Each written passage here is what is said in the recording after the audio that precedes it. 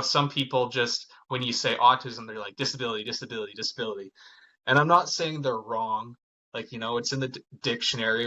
Our worldview is disability, but like, is a disability only in autism or only in someone who can't physically walk? Like, what is actually a disability? And then that's where we joked about, and we said, for example, if if I can't if I can't change a tire on a vehicle, does that mean I just can't change a tire, or is that a disability? This is the UNspecial podcast. Today I'm with Christian Armstrong.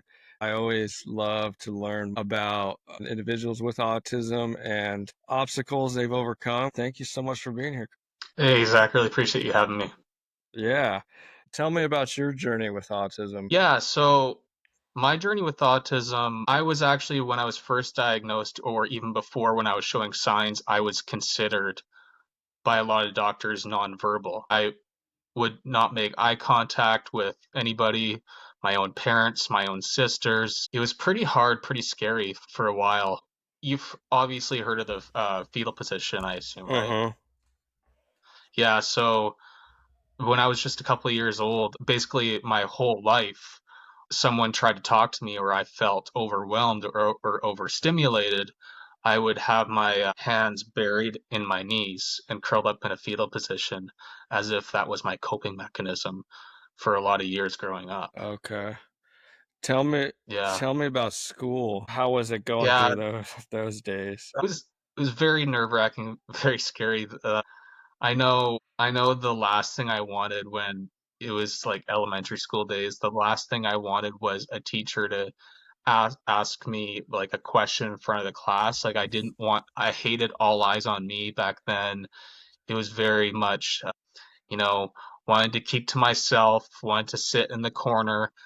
When I did get called on, it was very much like, fetal position, very soft spoken, very much like lots of pauses. Just it almost made the situation worse, but at the same time, I didn't know what to do. I just panicked. Yeah. So then you said your parents were super supportive, which is amazing. Did they Yeah. start like early intervention? They get you going on a bunch of services? Not that I can recall, believe it or not. It was actually, um, I I also know that back then because I was diagnosed in 2001. So in 2001, it was not very accessible, if you can remember, for like a lot of people like supporting neurodiversity or all these programs kind of thing. So for me, it was back in those early days, it was parents and teachers sitting down with me one on one, saying, kind of learning me and saying, how does your brain operate? How would you describe autism? Well, this is actually an interesting question because if you asked me back when I was like a kid growing up through elementary, middle school, high school, I would tell you that it's a full-on disability, that we're almost not as smart or not as good as neurotypicals, people without autism. But now that I've grown up and really learned more about it and kind of come into my own and discovered more about life myself, I would tell you autism is a full different way of learning, a new ability. And I always like to use the term, I tell this actually to kids and teachers when I go speak at school. I say, look, if all of us, if 99% of the population starting tomorrow was all of a sudden diagnosed with autism, I don't think we'd see autism as a disability anymore, would we? And they all say no. And it's like, so how come someone different who has a different part of the brain that works differently and learns differently, how come we say they're lesser than? And that's what I think. Yeah. What are some of the challenges that you face on a day-to-day basis with your autism? Yeah. So the challenges on a day-to-day basis would be very much like a sense of direction, or like even when someone's explaining to me something like how to do something, it's almost like there's this it almost feels like a brain blockage where I'm trying so hard to grasp what someone is trying to explain to me. Hmm. And a lot of the time, in order for me to get it, like I have to repeat what they're saying back to me a lot of times. And sometimes it will be like, can you give me an example or can you show me what you mean by this? Because I'm a very hands-on learner, so I actually have to do it in order for my brain to understand it. Okay, okay.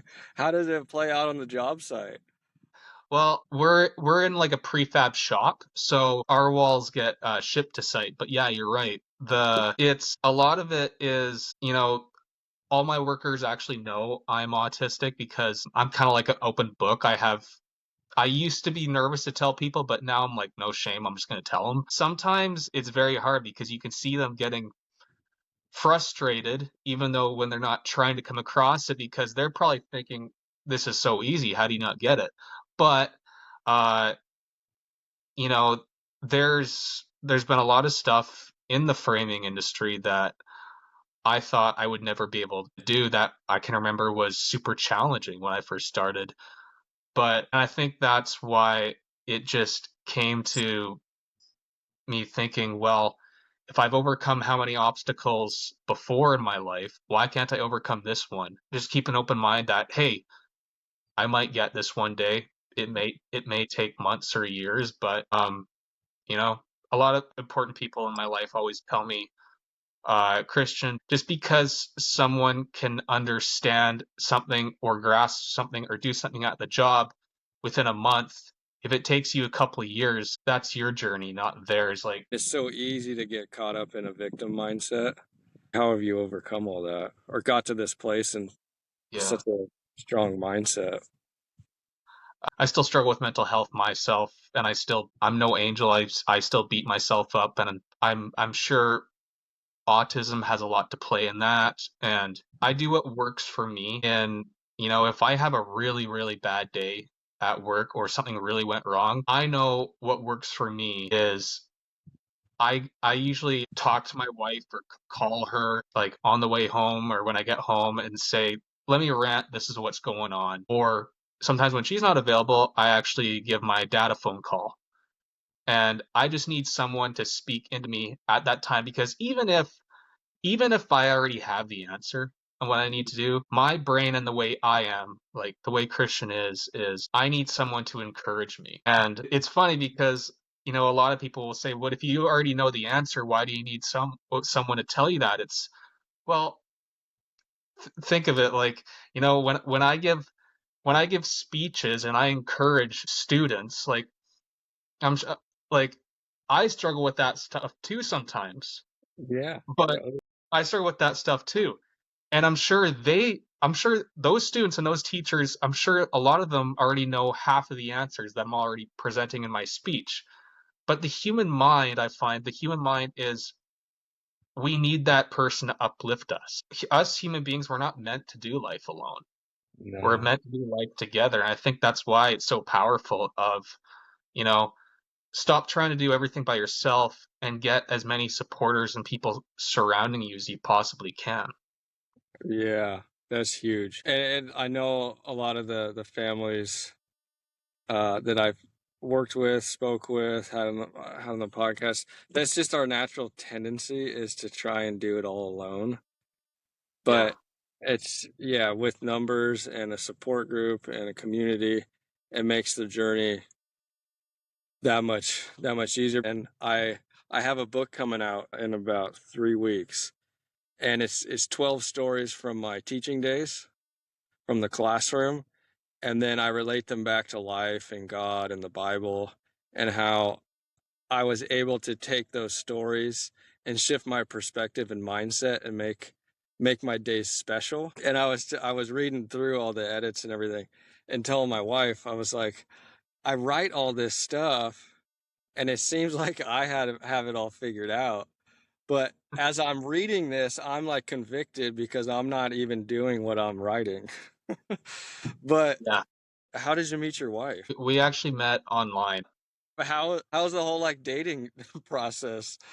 Was it Uh, or like when did you tell her you have autism or how did that come up? it's I didn't tell her on I know I didn't tell her on the first date. It was I don't know if it was the second or third. It was a couple dates in I told her, but the reason I didn't tell her right away is because I want this woman to see me for me, Yeah. and I know a lot of us like who are trying to be like great people, like we try our best not to judge or stereotype it. We all do it by guilt or by human nature, but just because there was a good chance, I was like I'm just gonna talk about stuff other than autism. Hmm. And when the autism did come up, it was, oh, I never would have thought. But Nice. then of course, as we got to know each other more and more, it's that's where she's like, okay, that's where I see the autism in you because I know you better now. I see it there. Well, I mean, that's cool. It doesn't even didn't it wasn't a big deal. Yeah. I mean, that's how you know you found the right one, right? What's funny is I have a friend of mine where we were talking about autism and stuff and just hanging out, and he was telling me that he doesn't know if he has autism or not. He's not diagnosed. He's considered to like just as a neurotypical, at least for people right now, but he still doesn't know.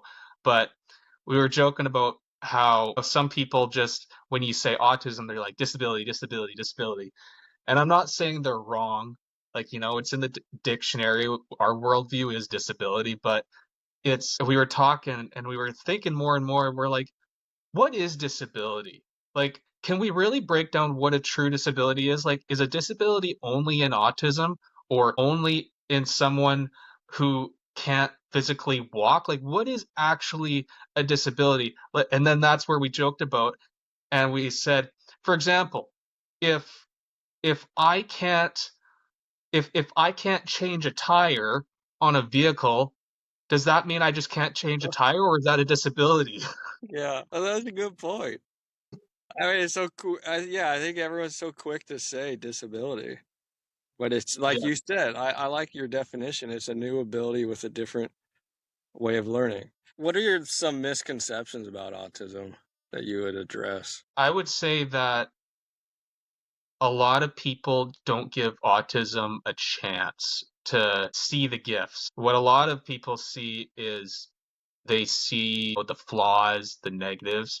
And don't get me wrong, there are a lot. Like there are a lot, but I would like to argue that there is a couple gifts in there that they don't see the brilliance in the human being. Yeah. What do you think it would take to shift some mindsets and help society overcome these misconceptions? I think with mindsets is, it's like what I talk about to people with inclusion. I know we've come a long way with inclusion.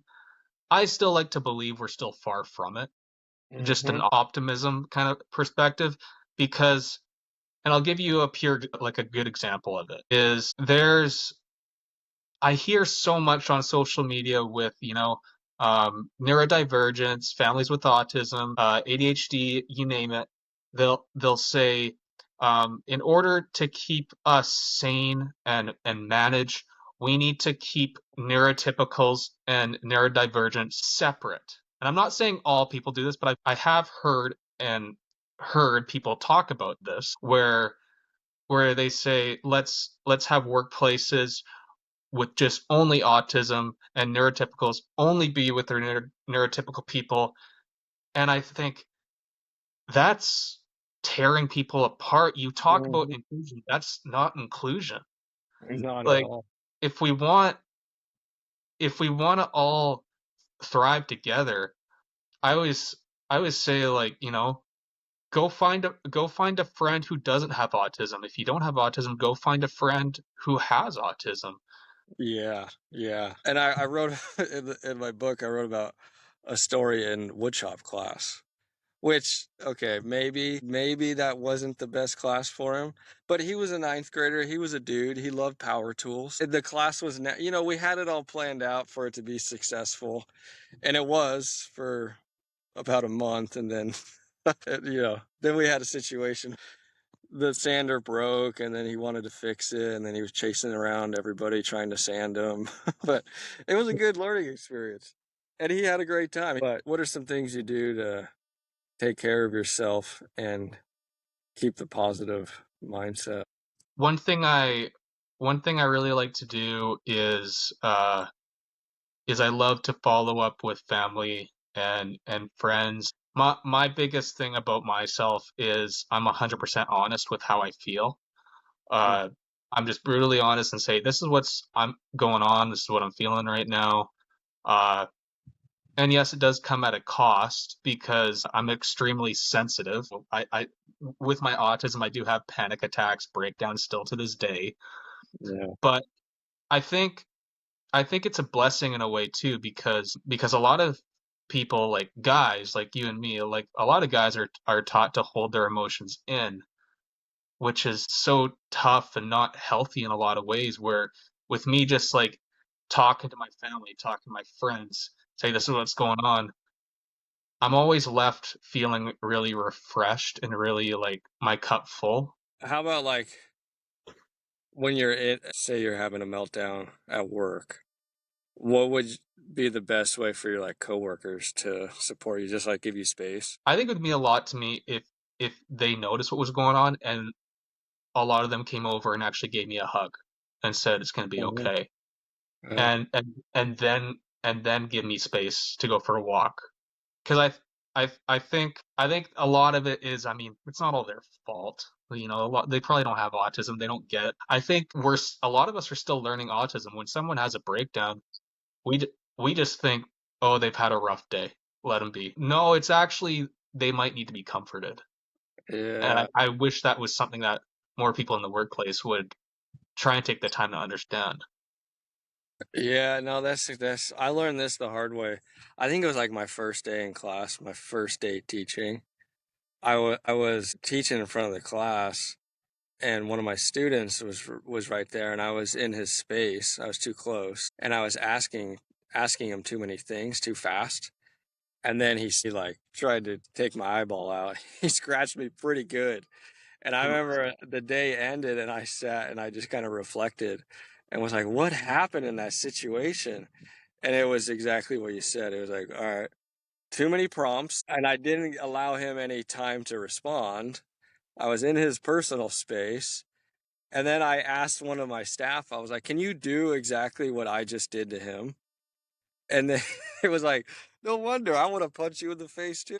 You know what's funny about that is I've kind of learned, especially actually in like a marriage and a relationship that I'm in now, like when I was single, I thought differently, but being in a marriage or relationship, it really teaches you like a lot of life skills I've noticed too, Yeah. because especially now, like before I was single, but now being a married man, when someone tells me this person, did this to me, like if someone was to come up to me and say this person said this rude thing to me at work, my first question would be, what did you do to set them off? Oh yeah. Because it's Yeah. always two sides to the story. It's not just one side. You're always going to hear a different side that's very valid from someone else.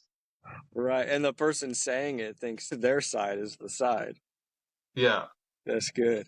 Tell me about Christian Motivates. What was the inspiration behind that and how did you get that going? Honestly, it was a bit of a 2 year story behind that. Is so I'm actually an actor at heart. Okay. So I did a lot of acting growing up, and my dream was to be a professional actor, get into the movies, stage, all that stuff. And before motivational speaking ever started, I I was having a very hard time getting in the casting room in front of casting directors. In fact, I was going through a lot of depression, mental health, like just not doing well. And I think a lot of it had to do with a lot of the industry because I love acting. I'm an actor at heart, but the business of it, that side of things, sucks in a lot of ways because um, I I was surrounded by an environment of actors and teachers always saying, not good enough. You got to do this as an actor. All these actors, you're looking at them, how good they're doing. they have their clicks, and it's just a very rejectful business. You did this one thing, I don't like it, go home. Like, you go on and forth about the business of acting in Hollywood, where I was just not doing well. And you know I'm a Christian and believer myself, Hmm. where I feel like it was just God tugging at my heart, who said, drop your acting agency. And I don't want to do that. Like, it's my dream. He's just drop it. Yeah. I felt like that was tugging at my heart. And for the first few months, it was just, going to work like an average job. Just, I don't want to think about acting. I don't want to, I'm just doing the life. And I started getting into listening to motivational speaking videos. Like, some of I really enjoyed, like, Eric Thomas, guys like that, just like listening to them just because I wasn't doing well mentally. So I was like, I need something to help motivate me throughout my days. I Uh-huh. started doing that. And I remember in my life, a lot of people always said, you're very inspiring, Christian. You're very motivating. You got a powerful story. And so I started trying doing a couple videos. And they weren't great at first because you're first getting into it. And I first started posting a few videos. And a couple people started saying, "Hey, like, I love that video. You're so inspiring." And then it was kind of like thinking, "Hey, maybe I could do something like this." Uh, And I thought about my story being, overcoming adversity with autism, yeah. and how many families and you know people I can help, even people who don't have autism, like adversity obstacles in their life.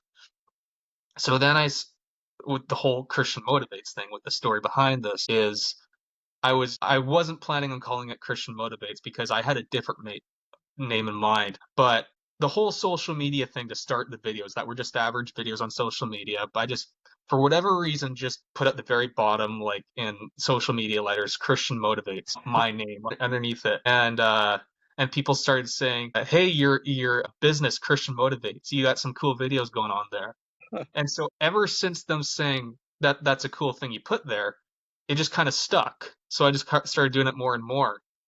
And then, of course, that's what I should call my business. That's what I should put my website, christianmotivates.com.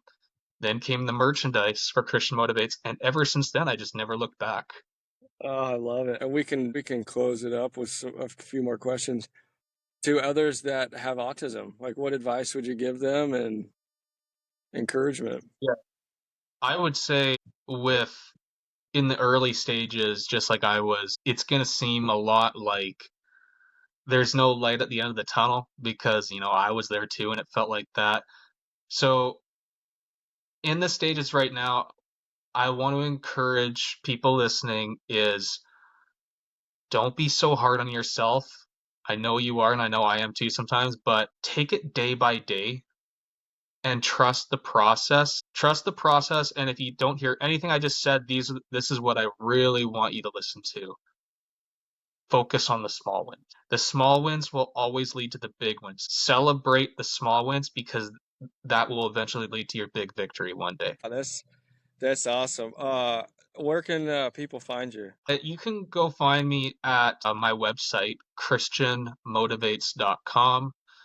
Uh, Also, you could follow me on Instagram, which is Christian Armstrong underscore motivates underscore again. And yeah, you can send me a personal message. I'd love to hear from you. I'd love to get to know you and see how I can support you. If you know anyone who might be interested in having a speaker for their school, their work company, or a sports team, I'd love to connect with you on that. I'd love to serve you and best support you and speak to your group the best way I can. So always available for and versatile in many ways. Yeah, so good, so good. I think the thing that stuck out to me most in this conversation is what you said. It's a new ability, different way of learning. I think we can all take that to heart and learn from that for sure. And just the ins and outs of autism. Super fascinating conversation. Thankful you were able to come on. I appreciate it, bro. Have a good night. Yeah, you as well. Take care.